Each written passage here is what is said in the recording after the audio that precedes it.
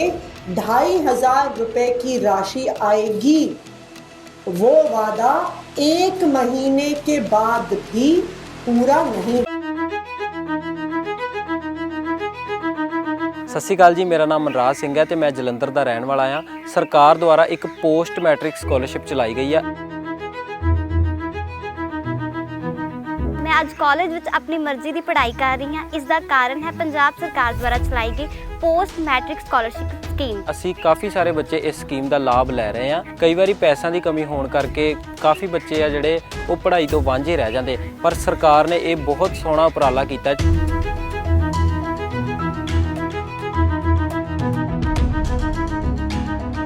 ਸਤਿ ਸ਼੍ਰੀ ਅਕਾਲ ਜੀ, ਮੇਰਾ ਨਾਮ ਸਿਮਰਨ ਹੈ। ਮੈਂ ਜਲੰਧਰ ਦੀ ਰਹਿਣ ਵਾਲੀ ਹਾਂ। ਅੱਜ ਜੇ ਮੈਂ ਆਪਣੇ ਸੁਪਨੇ ਪੂਰੇ ਕਰਨ ਦੀ ਰਾਹ 'ਤੇ ਤੁਰਦੀ ਪਈ ਹਾਂ ਤਾਂ ਉਹ ਸਿਰਫ ਪੰਜਾਬ ਸਰਕਾਰ ਦੁਆਰਾ ਚਲਾਈ ਗਈ ਪੋਸਟ ਮੈਟ੍ਰਿਕ ਸਕਾਲਰਸ਼ਿਪ ਸਕੀਮ ਦੇ ਕਰਕੇ। ਮੈਂ ਇਹਦੇ ਲਈ ਪੰਜਾਬ ਸਰਕਾਰ ਦਾ ਬਹੁਤ ਧੰਨਵਾਦ ਕਰਦੀ ਹਾਂ। ਮੈਂ ਪੰਜਾਬ ਸਰਕਾਰ ਦਾ ਤਹਿ ਦਿਲੋਂ ਧੰਨਵਾਦ ਕਰਦੀ ਹਾਂ। ਮੈਂ ਸਰਕਾਰ ਦਾ ਤਹਿ ਦਿਲੋਂ ਧੰਨਵਾਦ ਕਰਦਾ ਕਿ ਬਹੁਤ ਹੀ ਸੋਹਣਾ ਉਪਰਾਲਾ ਕੀਤਾ ਹੈ।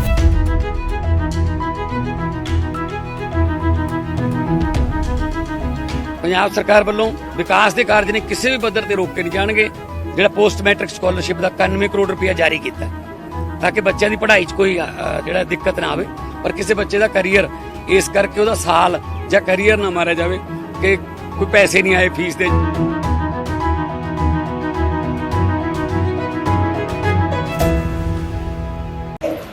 प्रधानमंत्री नरेंद्र मोदी जी ने कहा था कि बीजेपी सरकार की पहली कैबिनेट की बैठक में ₹2,500 की स्कीम पास होगी, लेकिन नहीं हुई।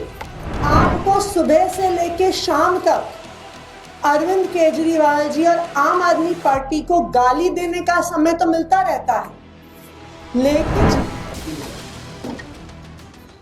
आज 20 मार्च है। दिल्ली में भारतीय जनता पार्टी की सरकार बने 1 महीना हो गया है, लेकिन 1 महीने के बाद भी भारतीय जनता पार्टी और प्रधानमंत्री नरेंद्र मोदी जी ने जो दिल्ली की महिलाओं को वादा किया था कि दिल्ली की हर महिला के खाते में ₹2,500 की राशि आएगी, वो वादा 1 महीने के बाद भी पूरा नहीं हुआ है। चुनाव से पहले प्रधानमंत्री नरेंद्र मोदी जी ने कहा था कि बीजेपी सरकार की पहली कैबिनेट की बैठक में ₹2,500 की स्कीम पास होगी, लेकिन नहीं हुई। प्रधानमंत्री नरेंद्र मोदी जी ने कहा था कि 8 मार्च को दिल्ली की हर महिला के खाते में ₹2,500 की राशि जमा हो जाएगी, उनके खाते तक पहुंच जाएगी, लेकिन मोदी जी की ये गारंटी भी झूठी साबित हुई। 8 मार्च आया, 8 मार्च गया, पैसा आना तो दूर की बात है। 8 मार्च को ₹2,500 की स्कीम का रजिस्ट्रेशन तक शुरू नहीं हुआ। एक झुंझुना मिल गया दिल्ली की महिलाओं को कि 4 मंत्रियों की कमेटी बन गई, अब कमेटी फैसला करेगी। इस देश में हर व्यक्ति जानता है कि किसी भी चीज को ठंडे बस्ते में डालने का तरीका होता है, एक कमेटी बना दीजिए और कमेटी सालों सालों तक उस मुद्दे को लेके बैठी रहेगी।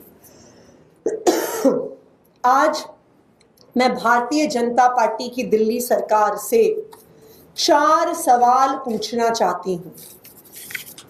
मेरा पहला सवाल, क्या भारतीय जनता पार्टी की दिल्ली सरकार दिल्ली में रहने वाली 18 साल से ज्यादा उम्र की हर महिला को ₹2,500 की सम्मान राशि देगी, या इतनी शर्तें लगा देंगे, इतनी शर्तें लगा देंगे, इतनी शर्तें लगा देंगे कि दिल्ली की 1% महिलाओं को भी उस ₹2,500 की राशि का फायदा नहीं होगा?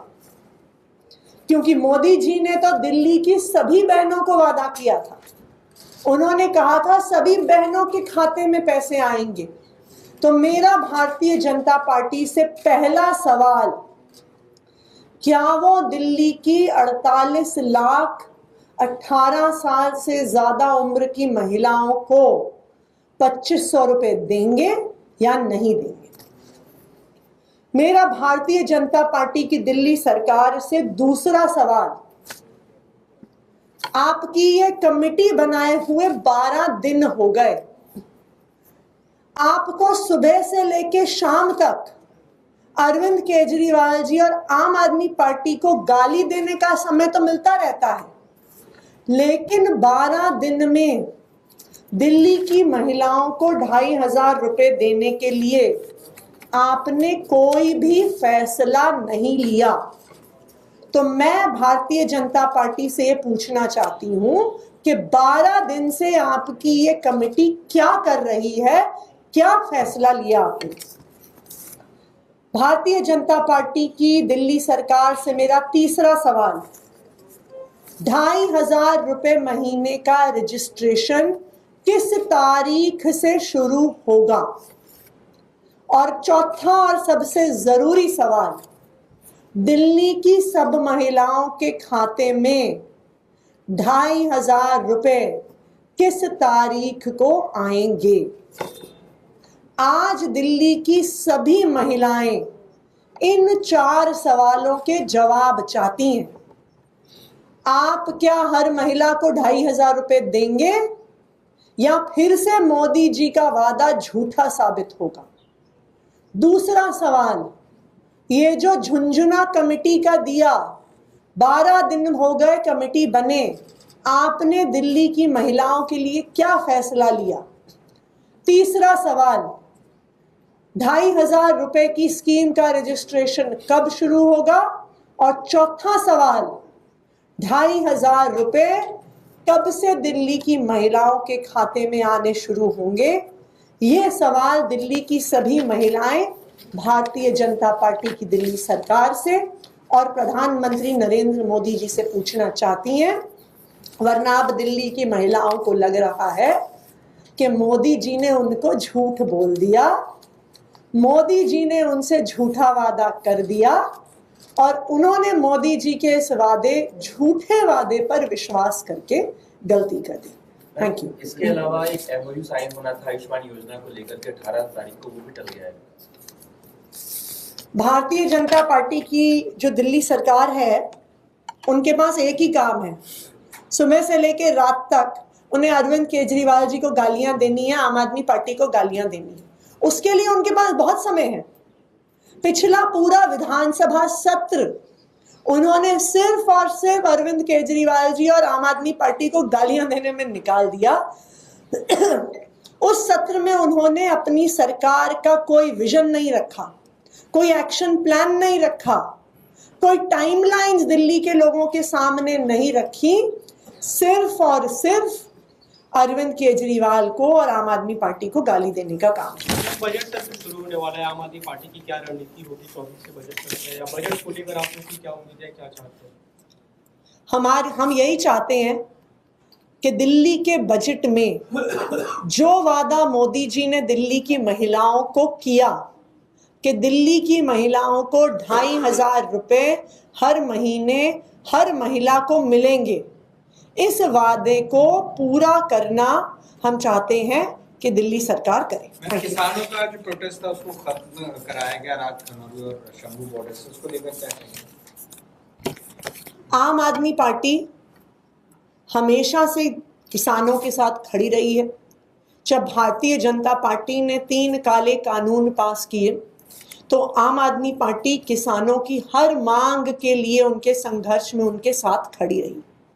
लेकिन जो किसान जब शंभू बॉर्डर पे पिछले 1 साल से बैठे हुए थे, बॉर्डर बंद होने से, हाईवे बंद होने से पंजाब की अर्थव्यवस्था को, पंजाब के व्यापार को बहुत ज़्यादा नुकसान हो रहा था। और इसका नतीजा क्या होता है? इसका नतीजा होता है कि पंजाब की इकोनॉमी पर असर पड़ता है, नौकरियां खत्म होती हैं, युवा ड्रग्स की ओर जाते हैं। और आम आदमी पार्टी की पंजाब सरकार ने ड्रग्स के खिलाफ, नशे के खिलाफ एक युद्ध छेड़ा हुआ है और उस युद्ध के तहत ज़रूरी है कि पंजाब की अर्थव्यवस्था, पंजाब में व्यापार, पंजाब में नौकरियां बढ़ें। तो उसके लिए हाईवे को खोलना बहुत महत्वपूर्ण है। ये हाईवेज़ पंजाब के लिए एक लाइफलाइन है। लेकिन आज भी हम जो भी किसानों की मांगे हैं केंद्र सरकार से, उन मांगों के साथ हम खड़े हैं। डीडी का एक ऑर्डर था दिल्ली की, पूर्वी दिल्ली से कुछ मंदिरों को तोड़ने का, लेकिन उस पर भी रोक लगा दिया गया है। बीजेपी का दावा है कि मुख्यमंत्री का हस्तक्षेप से ऐसा हुआ। पहले भारतीय जनता पार्टी मंदिर तोड़ने का ऑर्डर देती है, फिर भारतीय जनता पार्टी अपनी पुलिस भेजती है, फिर भारतीय जनता पार्टी अपने डीडीए के बुलडोजर भेजती है, और जब वहां के लोग देर रात को सड़कों पे उतर जाते हैं तो कहते हैं नहीं नहीं नहीं नहीं, हमने नहीं भेजा, हम तो रोक रहे हैं। पुलिस किसकी थी? भारतीय जनता पार्टी की थी। वहां पे सीआरपीएफ किसकी थी? भारतीय जनता पार्टी की थी। वहां पे बुलडोजर किसके थे? भारतीय जनता पार्टी के थे। तो ये बिल्कुल साफ है कि ये मंदिर तोड़ने की साजिश सिर्फ और सिर्फ भारतीय जनता पार्टी की है। और जब उनकी ये साजिश दिल्ली के लोगों के सामने आ गई तो वो नौटंकी कर रहे हैं, झूठ बोल रहे हैं। वो बताएं तो सही, पुलिस किसने भेजी? वो बताएं तो सही, सीआरपीएफ किसने भेजी? भारतीय जनता पार्टी बताए तो सही, बुलडोजर किसने भेजे? अब तो डबल इंजन की सरकार है उनकी। डीडीए भी उनका, पुलिस भी उनकी, पीडब्ल्यूडी भी उनकी। तो किसने भेज दिए बुलडोजर? किसने मंदिर तोड़ने के लिए पुलिस भेज दी? ये भारतीय जनता पार्टी की साजिश है और अब उनकी पोल दिल्ली वालों के सामने खुल गई।